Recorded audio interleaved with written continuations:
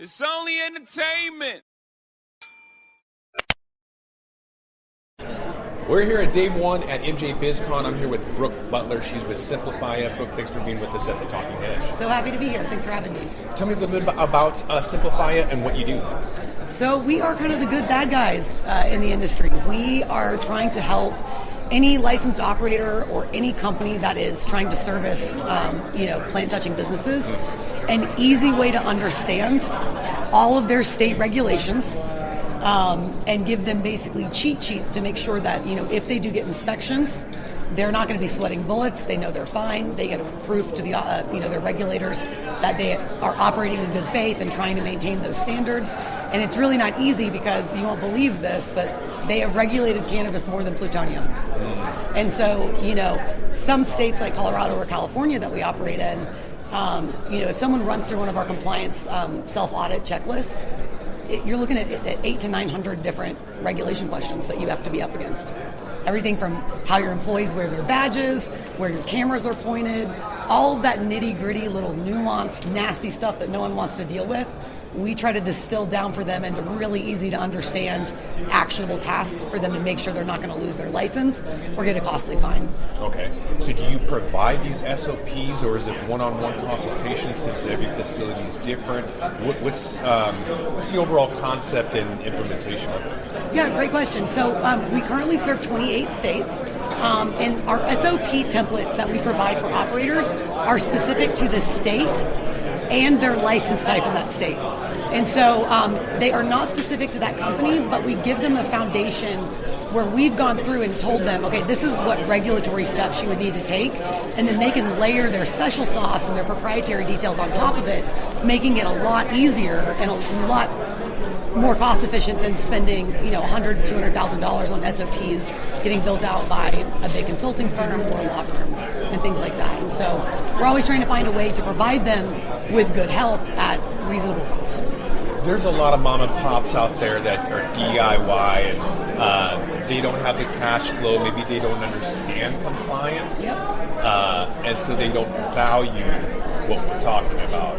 What are some, practice doesn't make perfect, failure does. And there's a lot of failure out there from just simply not having the right camera equipment to avoiding robberies and murders that we've seen up and down the West Coast.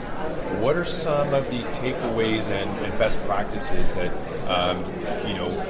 you can offer people that are on the fence and just don't understand? So, what I always like to tell people is that it is very, very alluring to take the ostrich approach, where if you just stick your head in the sand, maybe this will all go away, or they're not a lot of the states aren't enforcing that much, right? So they think they can also just be a little more lax with it.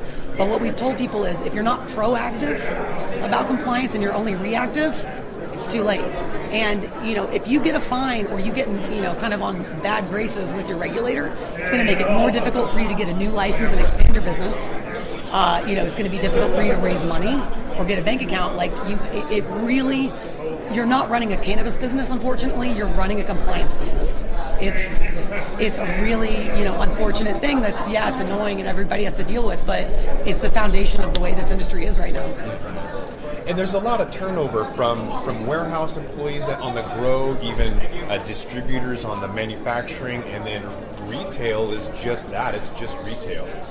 There's a lot of I think misconception from the employee standpoint, which creates a lot of turnover and headache. And so trying to keep those proper procedures in place and with leadership or management changes coming constantly, can only imagine that it's a massive headache. Is there hope that eventually some of that learning will become tribal? I don't know if it's there yet. It's everybody's. There's a lot of companies, including ours, that are trying to help with that. So one of the modules in Simplifya's platform for the operators is a training module for employees. So let's say they hire a new marketing manager that came from Lay's, right, or Food and Bev, and they have no idea that they have all these weird restrictions. They can't advertise like they would if they were still with, Frito-Lay's. And so it kind of gives them quizzes, and it helps the managers already know if their new employee understands what they can and can't do, and then show them in real time what they, should be doing. So it makes it just a lot easier, and then you've got that all documented as well for HR purposes. But there's other companies out there that are coming up, and I think you're going to hear more about them in the next kind of 12 to 24 months.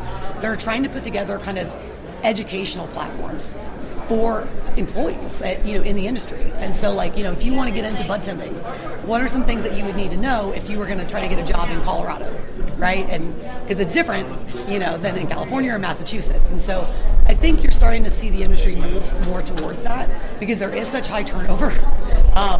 This is one of the highest turnover industries I've seen. People just jump from dispensary to grow to manufacturer, back to another dispensary, kind of all the time.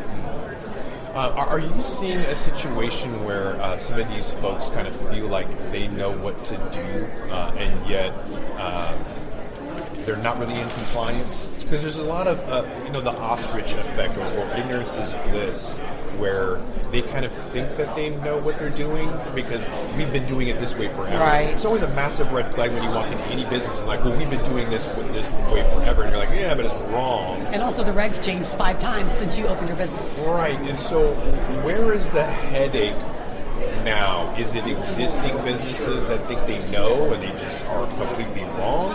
Or is it the new folks that are kind of the head in the sand and you're trying to get to them? It's kind of a mixture of both. But again, it goes back to when the government puts out 800 pages of regulations and tells you that you have to follow all of these things or you're going to get shut down, and then they don't come by maybe once every 3 years to check on you, which is what was happening in Colorado, 5-10 years ago. There's a lot of incentive to be like, well, I can put this off, or this is for tomorrow's problem. And then the other weird thing that drives me insane is some of the states have made their fine schedule out where it's actually more expensive for you to implement the compliance protocols that they want you to do than it is for you to pay the fine if they come and say you don't have the right security cameras.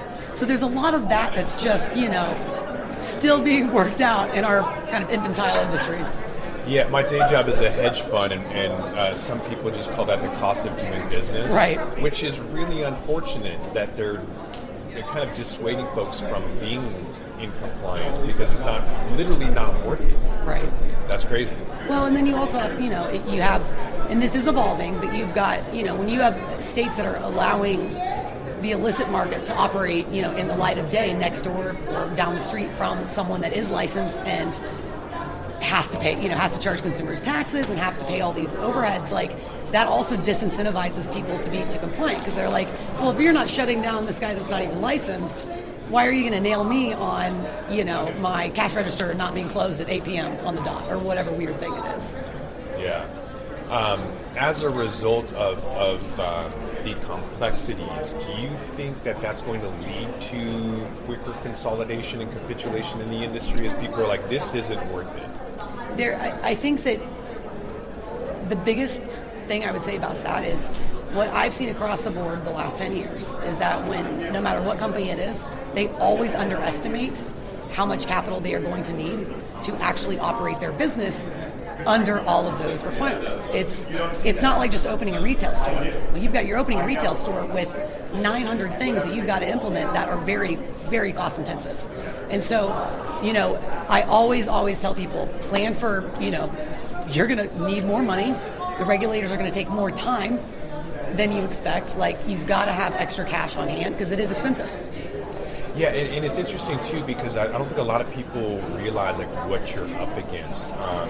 Even in terms of just protesters, in Seattle, I just interviewed a gal who was a manager in Seattle. She's a manager here in Vegas now, and the owner is Jewish, and she is literally the only black female manager in all of Seattle. And they had protesters protesting the store, saying that we need more minorities. You picked the wrong store. Yeah, obviously. And so then the owner is in this situation where he has to kind of defend himself because of just the wrong focus or Right. whatever.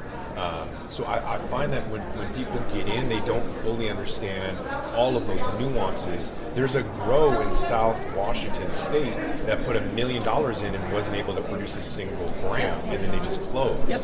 And so you have all of these people that think they could do it without the professionals to kind of help guide them along and give them some pathway to like the least path of resistance and help you, because regulations are going to be the biggest hindrance moving forward when you don't know what you're doing. 100%. Well, and the other thing is there's a lot of information out there that things are going to get easier once it gets federally legalized. Oh no, that means you have 1 million federal agencies that have been dying to get their hands on this industry and regulate it. You're going to deal with FDA, all of these federal agencies. And so if you don't start on solid footing with your state regulations and getting that lined up, you're going to be dead in the water, as this industry moves forward and grows. And, the other thing I always tell people is, yes, it's daunting and overwhelming when you look at those, kind of startup operational costs. But if you don't implement the right things at the beginning, it's going to end up costing you a lot more money down the line, or cost you your entire business. Do you have an example of that? Because I think that's kind of an important point to end on, is the financial impact. It's not necessarily the fine, because that's a cost of doing business. Right. It's not necessarily missed opportunities. Like an opportunity cost is like you don't get a client, but what if you put in $1 million and you can't grow some gram? You know what I'm saying? So do you have an example of a scenario where if somebody had utilized the decade of experience that you have and that your company brings that could have possibly saved them? Unfortunately, there's a lot of that. And again, I guess what I would say is it takes a lot longer for that to happen, right? And so it's frustrating, because even when we've seen business plans come in and you try to advise them, this is, if you're, let's say a lot of people were putting, back in the day, $3,000, pounds in their business model. And you're like, look at the other states that have already been, up and legalized. I saw 7 in Philly. Yeah, the prices do not, it's like you're already dead in the water. And so again, it's like, it's frustrating because, again, that's been bad advice. People probably, gave them that advice and all these or things. Or maybe that's what it is in the black market now. They don't realize that when it goes regulated, that cuts down, significantly. Well, look at, I use Massachusetts as the example of that. I think the price of flower in Massachusetts has dropped something like 42 or 72, I can't remember the exact number, percent this year. Yeah. Because all that supply hits, right? Because again, this is not a perfect industry where the supply chain is set up right, especially when states first get legalized. And so sometimes there's, you have a lack of supply, and then great, prices are high. Well, once all that cultivation supply starts getting harvested, then that's when you see prices really start to kind of come down as more products come on the market. And so people underestimate that as well. Is there a situation where it's too late? We can't help you? It's funny. I will tell you this. I've been asked a few times by clients if we ever got a subpoena, would we have to, work with the federal government on that? And I said, well, listen, if we're getting a subpoena, it's already too late. We're not going to hurt or harm you at that point or help. Whatever you've done to get that far, it's not so good. But I go back, I always use this as an example, but, the Sweet Leaf dispensary chain in Denver and Colorado and what happened with them. But, it took the city of Denver a year of an undercover investigation before they actually went and actionized on them. But it was too late for them because they had been doing, at that point, what it was called looping, where they would, the rule said you could sell up to 1 ounce per day, per person, or per transaction, right? And everyone knew that really that meant 1 ounce a day per person, not that you should send them out to the parking lot and then have them come back in and buy another ounce. And at that point, once you're done and they've started investigating you and you've got documented records and evidence of that, they spent time in federal prison and they are no longer allowed to operate a cannabis business ever again. That happened recently in Washington. A brand new bud tender who told me, because I was like, I'd like to get a bunch of blunts, and then I want flour, and so it's like a couple of ounces. And then the bud tender says to me, well, I'll just ring him up on 2 transactions. I know what the law is. Right. I wasn't going to tell him that because I don't really care. I'm not the one that's going to get in trouble. So I was like, okay. And so he rings up one, and then he's like, yeah, because it's just not fair that you have to. And he's telling me like what the law is fair well, and not fair. And honestly, that's part of why compliance in this regulation is so tricky or hard to get people to get on board with, is because a lot of it makes no sense. Or just isn't exactly the most logical approach to how to do that. But if you think about it, you have people that do not understand drug policy trying to write drug and cannabis marijuana regulations. There's going to be some hiccups, and it's going to be a learning curve. Yeah. Well, if people do want to find out more, get educated, stay out of the regulatory compliance microscope, how can they get a hold of you? Where are you at online or whatever? Yeah, so we are www.simplifya.com. So it's simplify, add an A.com. And then we're on Instagram, Facebook, LinkedIn, Twitter, kind of all over the internet, and our handles are always Simplifya. Okay. I think with that, we're going to have to roll this one up. And one day, my guest, Brooke Butler, she is with Simplifya. I'm Josh McCabe. This is The Talking Heads. Don't forget to like, share, and subscribe. Or don't. And I'm out. Don't forget to smash that like button on your way out and check out these other videos that we've got.